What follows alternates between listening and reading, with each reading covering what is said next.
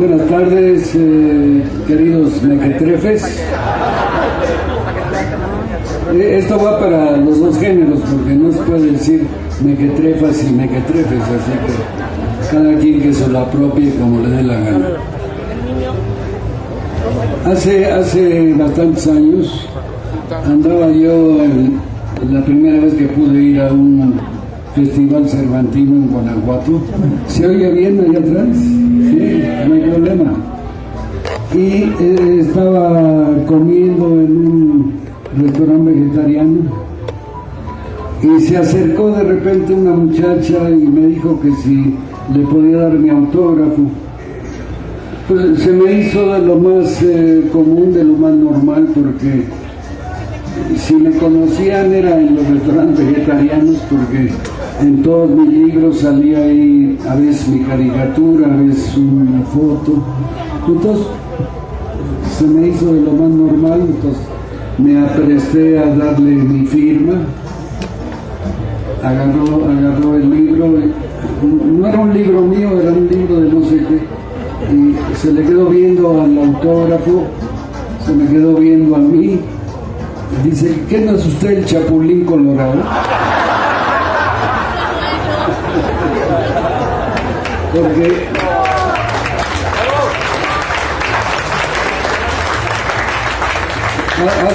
hace más años sí me parecía yo más al Chapulín Colorado, o él se parecía a mí, nunca pude aclarar eso. Inclusive cuando yo fui a Nicaragua a trabajar voluntariamente en la campaña de salud, los niños de Managua me seguían por las calles diciendo: ahí va el Chavo del 8. Y por más que les decía: no, yo no soy el Chavo del 8, no, tú me estás engañando, que no sé qué. Nadie me quería creer. Y en realidad yo les debo confesar que yo nunca pensé ser caricaturista. Yo trabajaba aquí a 2 cuadras, 3 cuadras, en una prestigiada funeraria que se llama todavía Galloso, pero en aquel tiempo era la única que había atrás de Bellas Artes. Yo llevaba ya ahí 5 años trabajando y les había caído también a los dueños, que me dijeron un día, el año 1954, me acuerdo todavía, imagínense nada más, me dijeron: oye, Lalito, vemos que te gusta mucho lo de embalsamar cadáveres, porque yo me pasaba un buen rato platicando con el viejito que embalsamaba todos los cadáveres. Cuando alguien del extranjero se moría aquí en México, pues la norma era embalsamar el cadáver y meterlo en una caja de plomo o algo así, llena de formol, para que el cuerpo llegara bien hasta donde tenía que ir. Y me gustaba mucho ir a platicar con el doctor Díaz Iturbide, porque aparte de que era michoacano, era muy ocurrente, se ponía a contarme ahí 1001 cosas de todo su trabajo, de toda su profesión, y me decía que él había embalsamado a todos los presidentes de México de Madero para acá. Me contó una vez que le tocó embalsamar a Álvaro Obregón y el cadáver estaba agujerado por todas partes de balas. Yo sabía que nada más le habían pegado 2 balazos, mi colega León Toral, y resulta que todos aprovecharon ahí para sacar su pistolita, y que estaba perforado, no digo tapizado, ¿cómo se dice normalmente? Pues sí, perforado, ¿no? Lleno de balas. Era un tipo tan simpático, fumador como él solo. ¿Saben dónde ponía el cigarro mientras estaba fumando? En la oreja del... nada más le volteaba la cabeza al difuntito y ahí ponía su cenicero. Entonces a mí me gustaba mucho estar ahí con él platicando, y por eso se acercó un día el dueño de la agencia, don Jaime Arrangois Galloso, y me dice: oye, si quieres te mandamos a aprender embalsamamiento de cadáveres a San Luis, Missouri. Ah, caray, pues a mí me gustó la idea porque es una profesión donde el cliente no tiene la razón nunca. Ya no puede quejarse de nada. Entonces ahí lo que haga uno con el muertito ya no cuenta, pues, ¿verdad? Entonces le dije, don Jaime, déjeme pensarlo porque pues, me agarra así de repente y no sabría qué decirle. Y en el lapso de esa misma semana, yo era el encargado del conmutador telefónico y de las ambulancias para enfermos no contagiosos. Entonces, una de mis funciones era prestarles el teléfono a los clientes que querían hacer uso del teléfono. Y llegó un señor y me dijo, ¿me permite el teléfono? ¿Cómo no? Le di línea y empezó a hacer su llamadita. Yo mientras tenía la costumbre para estar más o menos de acuerdo con lo que se hacía en Galloso, para matar el tiempo, me ponía a veces a dibujar, a veces a leer. Ahí me hice el lector furibundo de todo lo que me caía. Otra vez me ponía a leer el periódico, etcétera, etcétera. Y esa vez, por pura coincidencia, estaba yo haciendo dibujitos. No dibujitos de caricatura, eran dibujos babosos así, los que hace un muchacho de 19 años. Entonces era agarrar las letras y deformar todas las letras, darle así, garibolear todas las letras. Acabó su llamada el señor y sacó una tarjeta de su bolsillo y me la entregó, me dice muchas gracias, si se le ocurre alguna vez algún chiste, yo se lo publico. Ah, caray. Agarro la tarjeta y decía Francisco Patiño, revista Jaja.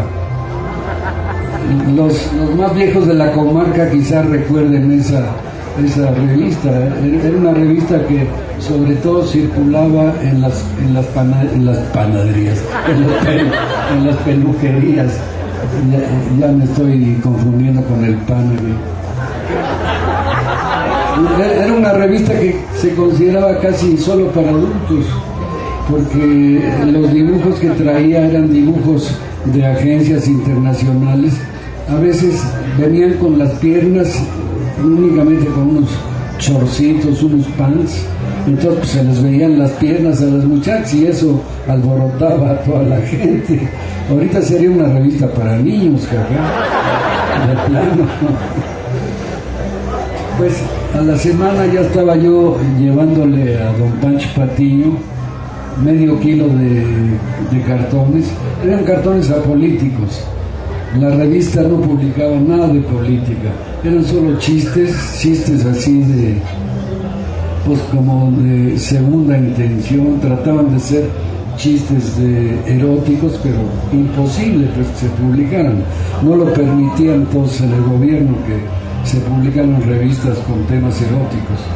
Solo había el BEA, que a lo mejor se acuerdan ustedes por ahí, el Vodevil, Chiquita, una serie de revistas donde publicaban fotos de las vedettes del Follies, del Tivoli, en paños menores o con traje de baño nada más. Así que publicar en esta revista pues era entrar únicamente al mundo del humor, no del humor político, del humor por el humor, del humor color de rosa, hacer, en una palabra, dibujar babosadas. Y yo empecé haciendo babosadas, pero curiosamente me pagaban por hacer las babosadas, muy mal. Yo creo que pagaban por kilo en ese tiempo, porque de veras cada semana les llevaba yo así un montón de dibujitos que yo hacía tratando de imitar un poco a un caricaturista rumano norteamericano que se considera el padre de la caricatura moderna, Saúl Steinberg.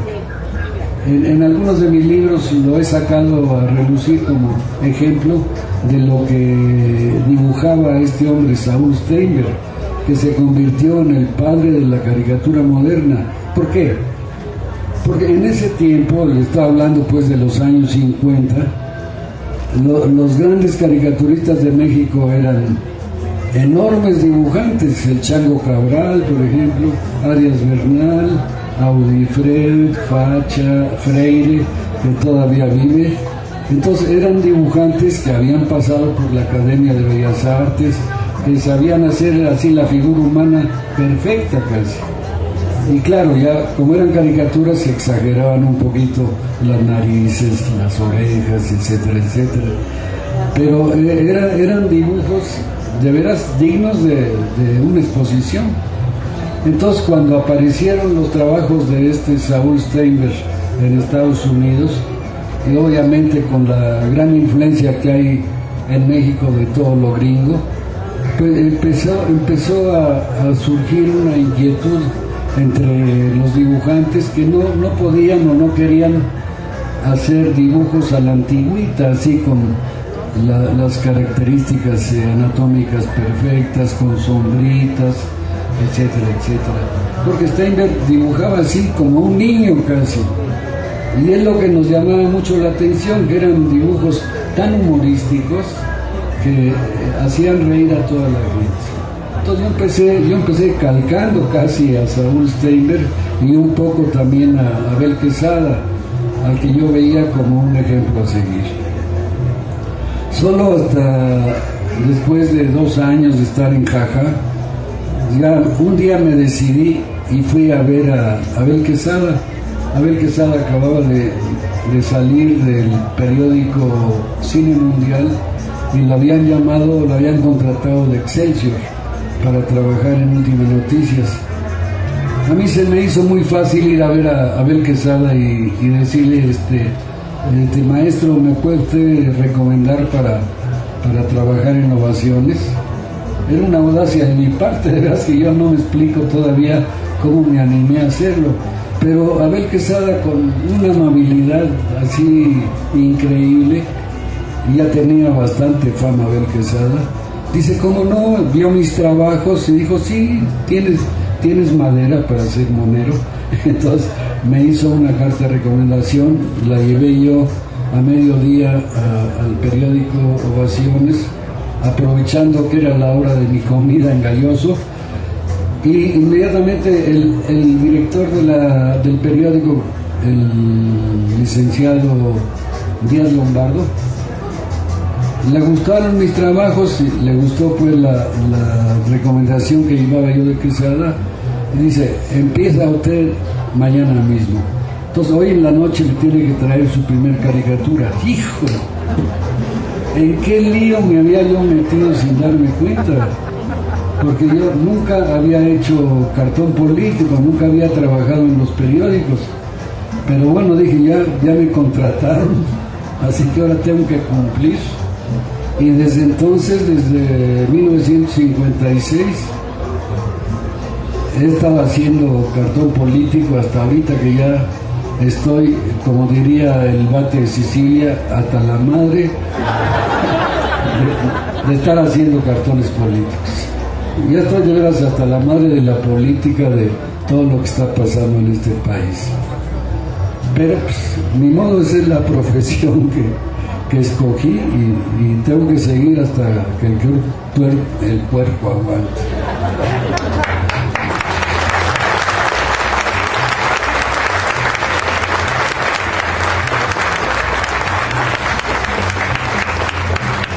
Pero bueno, por mí yo me pasaría aquí hablando de muchachas y de fútbol y cosas, pero me contrataron para presentar este librajo, que es el último que pienso hacer. Ya los quisiera ver haciendo un libro. Ya llevo más de 100 libros, ya merezco un descansito, yo creo.